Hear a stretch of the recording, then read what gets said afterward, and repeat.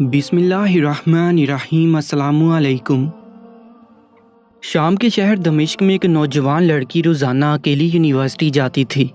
اسی یونیورسٹی میں اس کا والد ایک ڈپارٹمنٹ کا انچارج تھا۔ ایک دن چھٹی کے فوراً بعد اچانک بادل گرجنے لگے اور زوردار بارش ہونے لگی۔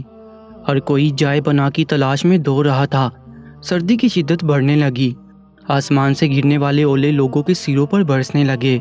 یہ لڑکی بھی یونیورسٹی سے نکلی اور جائے پناہ کی تلاش میں دوڑنے لگی۔ اس کا جسم سردی سے کانپ رہا تھا، لیکن یہ نہیں جانتی تھی کہ اسے پناہ کہاں ملے گی۔ جب بارش تیز ہوئی تو اس نے ایک دروازہ بجایا۔ گھر میں موجود لڑکا باہر نکلا اور اسے اندر لے آیا اور بارش تھمنے تک اپنے گھر میں رہنے کی اجازت دے دی۔ دونوں کا آپس میں تعارف ہوا تو معلوم ہوا کہ لڑکا بھی اسی یونیورسٹی میں پڑھتا ہے جہاں وہ خود زیر تعلیم ہے اور اس شہر میں اکیلا رہتا ہے۔ ایک کمرہ، برآمدہ اور باتھ روم اس کا کل گھر ہے۔ نوجوان نے اسے کمرے میں آرام کرنے کو کہا اور اس کے پاس ہیٹر رکھ دیا اور کہا کہ کمرہ جب گرم ہو جائے تو وہ ہیٹر نکال لے گا۔ تھوڑی دیر لڑکی بستر پر بیٹھی کانپتی رہی۔ کمرہ گرم ہونے پر اسے نیند آ گئی تو یہ بستر پر گر گئی۔ نوجوان ہیٹر لینے کمرے میں داخل ہوا تو اسے بستر پر سوئی ہوئی لڑکی جنت کی حوروں کی ملکہ لگی۔ وہ ہیٹر لیتے ہی فوراً کمرے سے باہر نکل گیا، لیکن شیطان جو کہ اسے گمراہ کرنے کے موقع کی تلاش میں تھا اسے وسوسے دینے لگا۔ اس کے ذہن میں لڑکی کی تصویر خوبصورت بنا کر دکھانے لگا۔ تھوڑی دیر میں لڑکی کی آنکھ کھل گئی۔ جب اس نے اپنے آپ کو بستر پر لیٹا ہوا پایا تو ہڑبڑا کر اٹھ گئی اور گھبراہٹ کے عالم میں بے تحاشا باہر کی طرف دوڑنے لگی۔ اس نے برآمدے میں اسی نوجوان کو بے ہوش پایا۔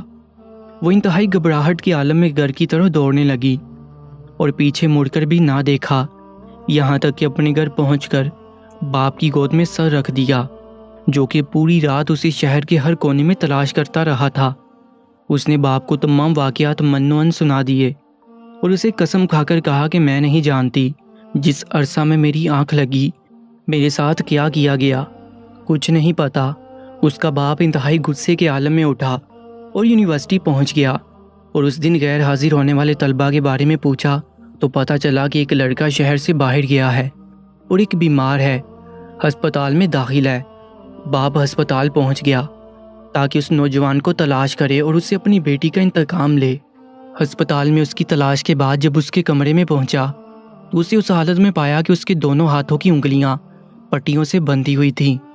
اس نے ڈاکٹر سے اس مریض کے بارے میں پوچھا تو ڈاکٹر نے بتایا جب یہ ہمارے پاس لایا گیا تو اس کے دونوں ہاتھ جلے ہوئے تھے۔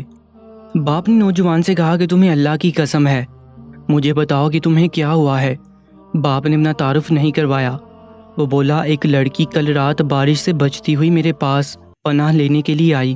میں نے اسے اپنے کمرے میں پناہ تو دے دی، لیکن شیطان مجھے اس کے بارے میں پھسلانے لگا تو میں اس کے کمرے میں ہیٹر لینے کی بہانے داخل ہوا۔ وہ سوئی ہوئی لڑکی مجھے جنت کی حور لگی۔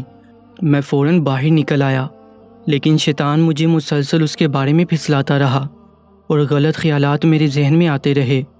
تو جب بھی شیطان مجھے برائی پر اکساتا میں اپنی انگلی آگ میں جلاتا تاکہ جہنم کی آگ اور اس کے عذاب کو یاد کروں اور اپنے نفس کو برائی سے باز رکھ سکوں، یہاں تک کہ میری ساری انگلیاں جل گئیں اور میں بے ہوش ہو گیا۔ مجھے نہیں پتا کہ میں ہسپتال کیسے پہنچا۔ یہ باتیں سن کر باپ بہت حیران ہوا۔ بلند آواز سے چلایا، اے لوگو، گواہ رہو، میں نے اس پاک سیرت لڑکے سے اپنی بیٹی کا نکاح کر دیا ہے۔ سبحان اللہ، یہ ہے اللہ سے ڈرنے والوں کا ذکر۔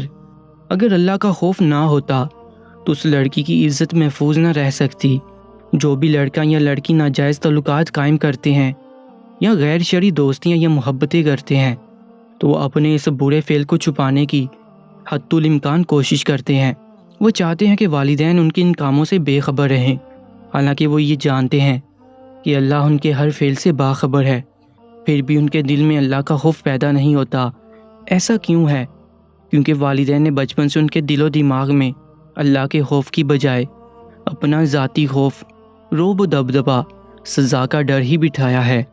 اسی لیے آج وہ اللہ سے بے پرواہ ہو کر والدین سے چھپ کر گناہوں کا ارتکاب کرتے ہیں۔ اور ایسے بھی والدین ہیں جنہوں نے اپنی اولاد کی تربیت خوف خدا پر کی تو ان کی اولاد نے بھی ہمیشہ برائیوں سے اپنے آپ کو باز رکھا۔